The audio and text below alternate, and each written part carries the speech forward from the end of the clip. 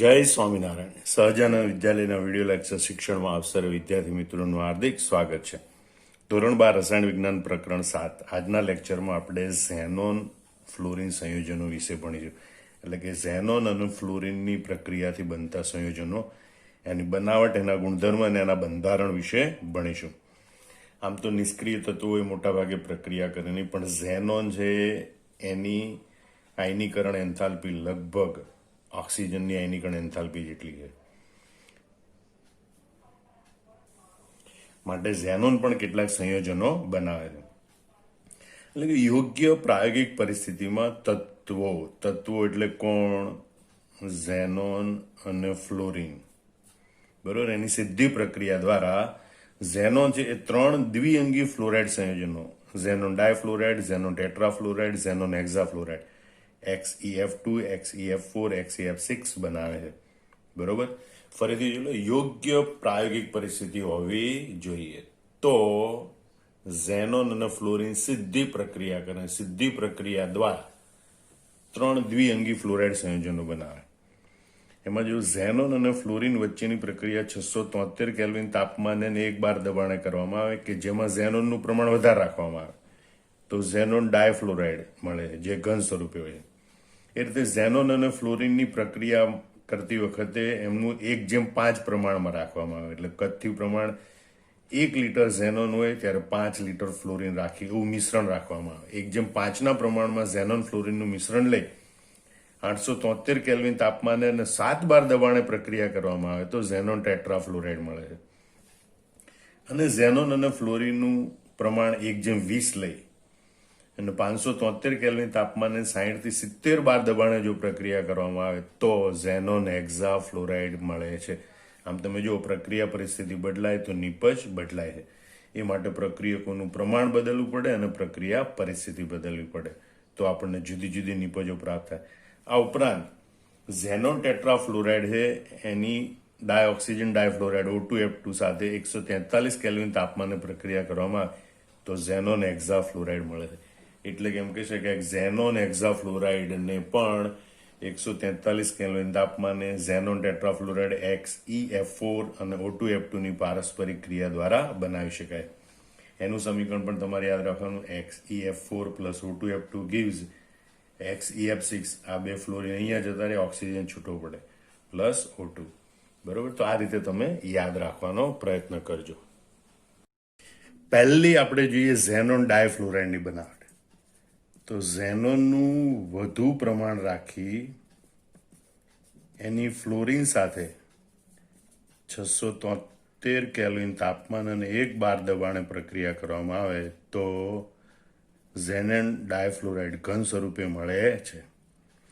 પણ જો ઝેનોન અને ફ્લોરિનનું પ્રમાણ 1:5 રાખવામાં આવે, બરોબર, તો 873 કેલ્વિન તાપમાને અને 7 બાર દબાણે પ્રક્રિયા કરવામાં આવે તો 1 મોલ ઝેનોન એ 2 મોલ ફ્લોરિન સાથે પ્રક્રિયા કરી ઝેનોન ટેટ્રાફ્લોરાઇડ ઘન સ્વરૂપ પદાર્થ બનાવે છે.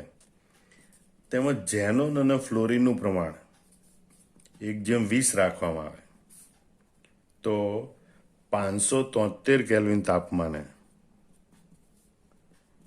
60 થી 70 બાર દબાણે પ્રક્રિયા કરવામાં આવે તો 1 મોલ ઝેનોન 3 મોલ ફ્લોરિન સાથે પ્રક્રિયા કરી ઝેનોન હેક્સાફ્લોરાઇડ ઘન પદાર્થ બનાવે છે.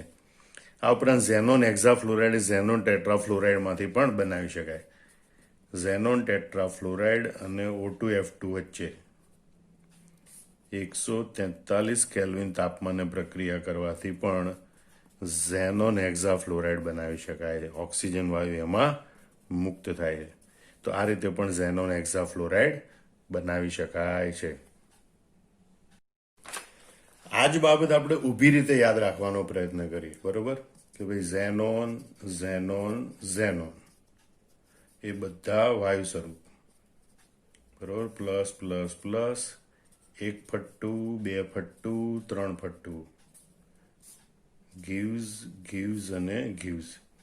અહીંયા વધુ પ્રમાણ ઝેનોનનું હોય, અહીંયા 1:5ના પ્રમાણમાં હોય, અહીંયા 1:20ના પ્રમાણમાં હોય. 673 કેલ્વિન તાપમાન 1 બાર દબાણે પ્રક્રિયા કરવામાં આવે. અહીંયા 873 કેલ્વિન તાપમાન અને અહીંયા 573 કેલ્વિન તાપમાન. 1 બાર, 7 બાર, 60 થી 70 બાર. બરોબર, એટલે પહેલા પ્રક્રિયા બને ઝેનોન ડાયફ્લોરાઇડ, ઝેનોન ટેટ્રાફ્લોરાઇડ અને ઝેનોન હેક્ઝાફ્લોરાઇડ. અને આ ઝેનોન હેક્ઝાફ્લોરાઇડ છે એની O2F2 સાથે 143 કેલ્વિન તાપમાને પ્રક્રિયા કરવામાં આવે તો ઝેનોન ટેટ્રાફ્લોરાઇડમાંથી ઝેનોન હેક્ઝાફ્લોરાઇડ પણ બને છે. તો આ રીતે પણ તમે યાદ રાખી શકો છો. હવે આપણે જોઈએ ઝેનોનના ફ્લોરાઇડ સંયોજનના ભૌતિક ગુણધર્મો. તો xenon difluoride, xenon tetrafluoride, xenon હેક્ઝાફ્લોરાઇડ એ રંગવિહીન સ્ફટિકમય ઘન પદાર્થો છે. બરોબર, એવો 298 કેલ્વિન તાપમાને સરળતાથી ઉર્ધ્વપાતન પામે છે. મતલબ કે ઘનમાંથી સીધા વાયુ સ્વરૂપમાં રૂપાંતર પામે છે. એ પ્રવાહી સ્વરૂપમાં અસ્તિત્વ ધરાવતા નથી. 298 કેલ્વિન તાપમાને તેઓ સરળતાથી ઉર્ધ્વપાતન પામે અને એટલે સહેલાઈથી વિઘટન પામી ફ્લોરિન મુક્ત કરી શકતા હોવાથી તેઓ શક્તિશાળી ફ્લોરિનેશન કરતા હોય. ટૂંકમાં તમારે યાદ રાખવું હોય તો રંગસ્ફ ઘન ઉર્ધ્વ ફ્લોર, એવી રીતે યાદ રાખજો. રંગસ્ફ ઘન, રંગવિહીન સ્ફટિકમય ઘન પદાર્થો. આપણે જોયું હતું બધામાં છેલ્લે સોલિડ લખ્યું, તેનો મતલબ કે એ ઘન પદાર્થો છે.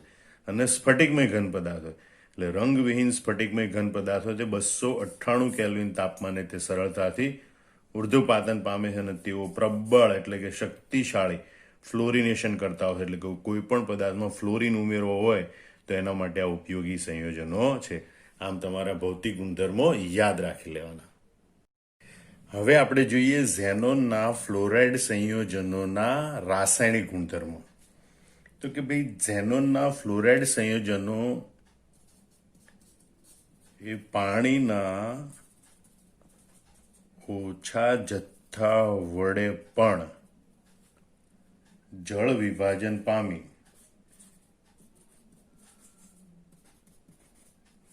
અને ફ્લોરિન મુક્ત કરે છે. તો જળ વિભાજન પામે છે. દાખલા તરીકે ઝેનોન ડાયફ્લોરાઇડ જળ વિભાજન પામીને ઝેનોન વાયુ, હાઇડ્રોજન ફ્લોરાઇડ અને O2 આપે છે અથવા તો O2 મુક્ત કરે છે. આની પ્રક્રિયા કેવી રીતે લખાય એ આપણે જોઈએ. HCF2 plus H2O.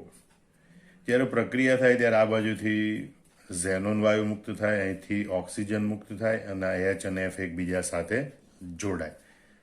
Xenon plus HA plus O2. બરોબર, એટલે ઝેનોનના ફ્લોરાઇડ સંયોજનો પાણીનો ખૂબ ઓછો જથ્થો હોય તો પણ એ જળ વિભાજન પામે છે. દાખલા તરીકે ઝેનોન ડાયફ્લોરાઇડ એ જળ વિભાજન પામી ઝેનોન, હાઇડ્રોજન ફ્લોરાઇડ અને ડાયઓક્સિજન આપે છે. અહીં સમીકરણ સંતુલિત કરવા માટે વનાફ લખવું પડે. એનો મતલબ કે બીજો અહીં ફ્લોરિન છે એટલે અહીં 2 લખવું પડે, હાઇડ્રોજન છે 2 એટલે.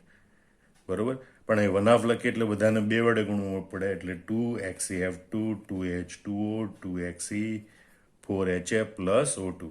બરોબર, ફરીથી સમીકરણ જોઈ લો.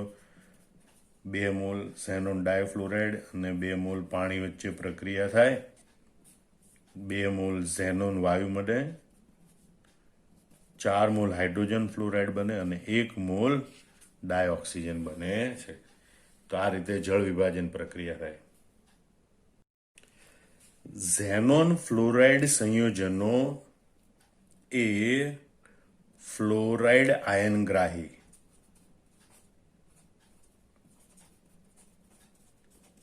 એટલે કે ફ્લોરાઇડ આયન સ્વીકારવાની વૃત્તિ ધરાવતા હોય એવા પદાર્થો. ફ્લોરાઇડ આયનગ્રાહી સાથે પ્રક્રિયા કરીને કેટાયનીય એટલે કે ધન વીજભાર ધરાવતી સ્પીસીઝ બનાવે છે. એટલે યાદ રાખજો, ફ્લોરાઇડ આયનગ્રાહી સાથે પ્રક્રિયા કરીને કેટાયની સ્પીસીઝ બનાવે છે. દાખલા તરીકે ઝેનોન ડાયફ્લોરાઇડ છે એ જો ફ્લોરાઇડ આયનગ્રાહી PF5 સાથે પ્રક્રિયા કરે તો PF5 છે હજી આની પાસેથી એક ફ્લોરિન સ્વીકારી લે એટલે પોતે PF6 માઇનસ બને અને આ સ્પીસીસ એ ધન આયન એટલે કે કેટાયની સ્પીસીસ બને XeF પ્લસ આ પ્રકારનું સંકીર્ણ સંયોજન બને છે. એ રીતે ઝેનોન ટેટ્રાફ્લોરાઇડ XeF4 એ જો એન્ટીમની પેન્ટાફ્લોરાઇડ SbF5 સાથે કે જે ફ્લોરાઇડ આયનગ્રાહી છે જે એક ફ્લોરાઇડ આની પાસેથી સ્વીકારે એટલે SbF6 માંથી બની જાય SbF6 માઇનસ બરોબર અને XeF4 છે એમાંથી બની જાય ધન આયન એટલે કે કેટાયન XeF3 પ્લસ. તો આમ આ ઝેનોન ફ્લોરાઇડ સંયોજનો છે એ જો ફ્લોરાઇડ આયન ગ્રાહી કે ફ્લોરાઇડ આયન સ્વીકારનાર છે એની સાથે પ્રક્રિયા કરે તો એ કેટાયની સ્પીસીસ બનાવે છે. જો તેઓ ફ્લોરાઇડ આયન દાતા સાથે પ્રક્રિયા કરે તો ફ્લોરો એનાયન બનાવે છે.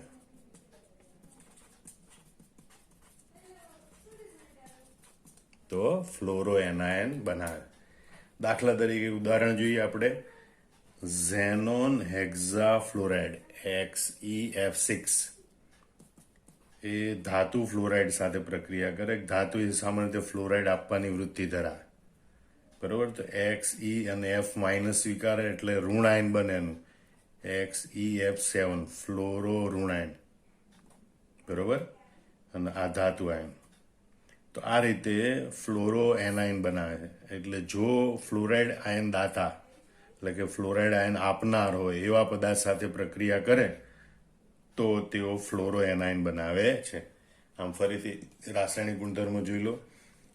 પહેલો ગુણધર્મો પાણી સાથેની પ્રક્રિયા જળ વિભાજન પ્રક્રિયા. ઝેનોન ફ્લોરાઇડ સંયોજનો પાણીના ઓછા જથ્થા વડે પણ જળ વિભાજન પામે છે. દાખલા તરીકે XeF2 એ જળ વિભાજન પામીને ઝેનોન HF અને O2 આપે છે. 2XeF2 plus 2H2O gives 2Xe plus 4HF plus O2.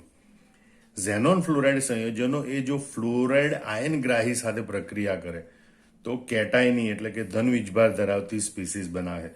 દાખલા તરીકે XeF2 plus PF5 તો it gives XeF plus plus PF6 minus. આ ફ્લોરાઇડ આયન સ્વીકારી લે અને આમાંથી ફ્લોરાઇડ આયન દૂર થાય એટલે એ કેટાયની સ્પીસીસ બને. એ રીતે XeF4 plus SbF5 it gives XeF3 plus SbF6 minus. જો ફ્લોરાઇડયુક્ત સંયોજનો ઝેનોનના એ ફ્લોરાઇડ આયન દાતા એટલે ફ્લોરાઇડ આયન આપનાર પદાર્થ સાથે પ્રક્રિયા કરે તો તેઓ ફ્લોરો એનાયન બનાવે છે. આ MF એટલે કે ધાતુના ફ્લોરાઇડ એ ફ્લોરાઇડ આયન દાતા છે તો એની પાસેથી ફ્લોરાઇડ આયન સ્વીકારી ફ્લોરો એનાયન બનાવે. XeF6 plus MF gives M plus XeF7 minus. તો આ રીતે ઝેનોનના ફ્લોરાઇડ સંયોજનો જુદી જુદી રાસાયણિક પ્રક્રિયાઓ દર્શાવે છે. હવે આપણે એના બંધારણ વિશે જોઈએ. Xenon difluoride, xenon tetrafluoride, xenon હેક્ઝાફ્લોરાઇડ એના બંધારણોને VACPR સિદ્ધાંતના આધારે નક્કી કરી શકાય છે. ઝેનોન ડાયફ્લોરાઇડ એ રેખીય બંધારણ ધરાવે છે. એમાં sp3d પ્રકારનું સંકરણ થાય.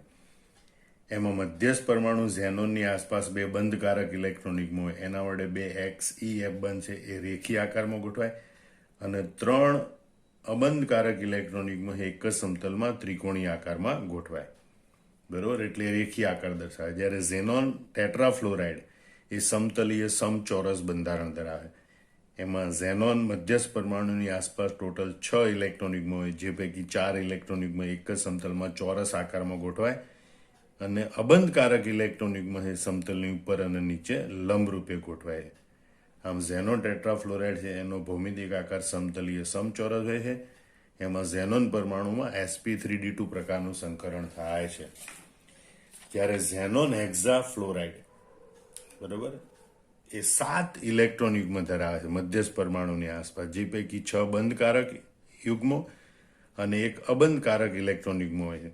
અને આથી તે વાયુ અવસ્થામાં પ્રાયોગિક રીતે જોવા મળેલ વિકૃત અષ્ટફલકી બંધારણ ધરાવે. આ પ્રકારનું વિકૃત અષ્ટફલકી બંધારણ ધરાવે છે. અને આ ઝેનોન હેક્ઝાફ્લોરાઇડ છે એના મધ્યસ્થ પરમાણુ ઝેનોનમાં sp3d3 પ્રકારનું સંકરણ થયેલું હોય છે. બરોબર. આપણે 11મા ધોરણમાં VACPR સિદ્ધાંતના આધારે આના બધા બંધારણ ભણી ગયા હતા. તો આ રીતે બધા બંધારણ યાદ રાખવાના અને મોઢે કરી નાખવાનું. આમ ઝેનોનના ફ્લોરાઇડ સંયોજનોની બનાવટ, એના ભૌતિક ગુણધર્મો અને રાસાયણિક ગુણધર્મો અને એના બંધારણ, એમાં થતા સંકરણ, એના ભૌમિતિક આકાર એ યાદ રાખી અને નોટબુકમાં જાતે લખી નાખવાના. જય સ્વામિનારાયણ. આપણે ઝડપથી ઝેનોન ડાયફ્લોરાઇડનું બંધારણ VACPRના સિદ્ધાંતના આધારે સમજીએ. મધ્યસ્થ પરમાણુ ઝેનોન એના સંયોજકતા ઇલેક્ટ્રોનની સંખ્યા V બરાબર 8. બંધકારક ઇલેક્ટ્રોન યુગ્મની સંખ્યા 2, કારણ કે 2 ફ્લોરિન પરમાણુ છે. મધ્યસ્થ પરમાણુ સાથે અન્ય જેટલા પરમાણુ જોડાયેલા એટલા બંધકારક ઇલેક્ટ્રોન યુગ્મની સંખ્યા. અને V માઇનસ કુલ સંયોજકતા ઇલેક્ટ્રોન માઇનસ બોન્ડ પેર ભાગ્યા 2 કરો એટલે આપણને લોન પેર મળે. અને માટે લોન પેર એટલે કે અબંધકારક ઇલેક્ટ્રોન યુગ્મની સંખ્યા 8 માઇનસ 2 ભાગ્યા 2 બરાબર 6 ભાગ્યા 2 બરાબર 3. આ મધ્યસ્થ પરમાણુની આસપાસ 2 બંધકારક ઇલેક્ટ્રોન યુગ્મ અને 3 અબંધકારક ઇલેક્ટ્રોન યુગ્મ, એટલે અણુ Ab2E3 અથવા તો Ab2L3 પ્રકારનો બને. હવે જો કુલ 5 ઇલેક્ટ્રોન યુગ્મો ગોઠવવાના હોય તો એ ત્રિકોણીય દ્વિપિરામિડ આકારમાં ગોઠવાય. હવે જેટલા પણ અબંધકારક ઇલેક્ટ્રોન યુગ્મ લોન પેર એ હંમેશા ત્રિકોણીય સમતલમાં ગોઠવાય. 3 છે તો 3 ત્રિકોણીય સમતલમાં ગોઠવાય. એનો મતલબ કે બંધકારક ઇલેક્ટ્રોન યુગ્મ એ સમતલને લંબ રૂપે ગોઠવાય. તો ઝેનોન ડાયફ્લોરાઇડમાં પણ બંને ફ્લોરિન HCF બનશે સમતલને લંબ રૂપે ગોઠવાય, જ્યારે 3 અબંધકારક ઇલેક્ટ્રોન યુગ્મ ત્રિકોણીય સમતલમાં ગોઠવાય. અને એના કારણે અણુનો આકાર રેખીય બને છે. બીજું, કુલ 5 ઇલેક્ટ્રોન યુગ્મ, એટલે 5 ઇલેક્ટ્રોન યુગ્મને સમાવવા માટે 5 કક્ષકોનું સંકરણ થતું હોવું જોઈએ. એટલે 1 S, 3 P અને 1 D કક્ષકનું સંકરણ થાય. એના માટે HCF2માં મધ્યસ્થ પરમાણુ HCમાં sp3d પ્રકારનું સંકરણ થયેલું હોય છે. હવે આપણે ઝેનોન ટેટ્રાફ્લોરાઇડનું બંધારણ જોઈએ. તો ઝેનોનના સંયોજકતા ઇલેક્ટ્રોન આપણે 8 ગણીશું, કારણ કે એના સંયોજકતા કોષમાં 8 ઇલેક્ટ્રોન, એટલે V બરાબર 8. બંધકારક ઇલેક્ટ્રોન યુગ્મની સંખ્યા બરાબર ફ્લોરિનની સંખ્યા, મધ્યસ્થ પરમાણુ સાથે જોડાયેલા ફ્લોરિનની સંખ્યા છે 4. અને માટે લોન પેર બરાબર V માઇનસ બોન્ડ પેર ભાગ્યા 2. સંયોજકતા ઇલેક્ટ્રોન 8 માઇનસ બંધકારક 4 ભાગ્યા 2, એટલે કે 4 ભાગ્યા 2 બરાબર 2. આમ મધ્યસ્થ પરમાણુ સાથે 4 બંધકારક ઇલેક્ટ્રોન યુગ્મ અને 2 અબંધકારક ઇલેક્ટ્રોન યુગ્મ, એટલે અણુ Ab4E2 પ્રકાર અથવા તો એમ કહેવાય Ab4L2 પ્રકારનો અણુ હોય છે. હવે કુલ ઇલેક્ટ્રોન યુગ્મની સંખ્યા 6 છે. 4 બંધકારક અને 2 અબંધકારક, એટલે 6 ઇલેક્ટ્રોન યુગ્મને જો સમાવવાના હોય તો એક S કક્ષક, 3 P કક્ષક અને 2 D કક્ષક, એમ કુલ 6 કક્ષકોનું સંમિશ્રણ થાય. અને માટે અહીંયા HCF4માં મધ્યસ્થ પરમાણુ ઝેનોનમાં sp3d2 પ્રકારનું સંકરણ થાય છે. હવે જે 6 ઇલેક્ટ્રોન યુગ્મો ગોઠવાય એ પૈકી 4 બંધકારક ઇલેક્ટ્રોન યુગ્મ ચોરસ આકારમાં ગોઠવાય. બરોબર. જ્યારે અબંધકારક ઇલેક્ટ્રોન યુગ્મ છે સમતલની ઉપર અને સમતલની નીચે ગોઠવાય. અને આમ આનો ભૌમિતિક આકાર છે સમતલીય સમચોરસ બને. અને એટલે ઝેનોન ટેટ્રાફ્લોરાઇડ HCF4 એ સમતલીય સમચોરસ આકાર ધરાવે છે.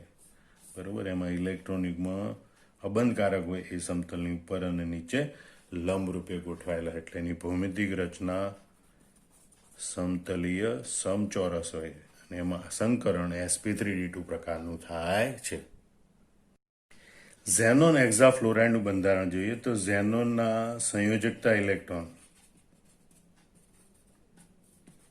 V બરાબર 8, બોન્ડ પેર એટલે ફ્લોરિન પરમાણુની સંખ્યા બરાબર 6 અને લોન પેર એટલે V માઇનસ બોન્ડ પેર અપોન 2, 8 માઇનસ 6 ભાગ્યા 2 બરાબર 2 ભાગ્યા 2 બરાબર 1. આમ આ અણુ એ મધ્યસ્થ પરમાણુ સાથે બંધકારક ઇલેક્ટ્રોનિકમાં 6 અને અબંધકારક ઇલેક્ટ્રોનિકમાં 1, એટલે અણુ AB6E અથવા તો AB6L પ્રકારનો અણુ કહેવાય. અહીંયા ટોટલ કુલ ઇલેક્ટ્રોન યુગ્મ એ 7 આવેલા છે, 6 બંધકારક અને 1 અબંધકારક, એટલે 7 ઇલેક્ટ્રોન યુગ્મને સમાવવા માટે 7 કક્ષકોનું સંકરણ થવું જોઈએ. અને માટે એક S કક્ષક, 3 P કક્ષક અને 3 D કક્ષક, એમ sp3d3 પ્રકારનું સંકરણ થાય. હવે કુલ 7 કક્ષકો સમાવવાની હોય તો મધ્યસ્થ પરમાણુ ઝેનોનની આસપાસ વિકૃત અષ્ટફલકીય રચના જોવા મળે છે. બરોબર, આ એક અબંધકારક ઇલેક્ટ્રોન યુગ્મને કારણે વિકૃત અષ્ટફલકીય રચના જોવા મળે છે. આમ ઝેનોન હેક્ઝાફ્લોરાઇડ છે એ વિકૃત અષ્ટફલકી બંધારણ ધરાવે છે અને મધ્યસ્થ પરમાણુમાં sp3d3 પ્રકારનું સંકરણ થાય છે.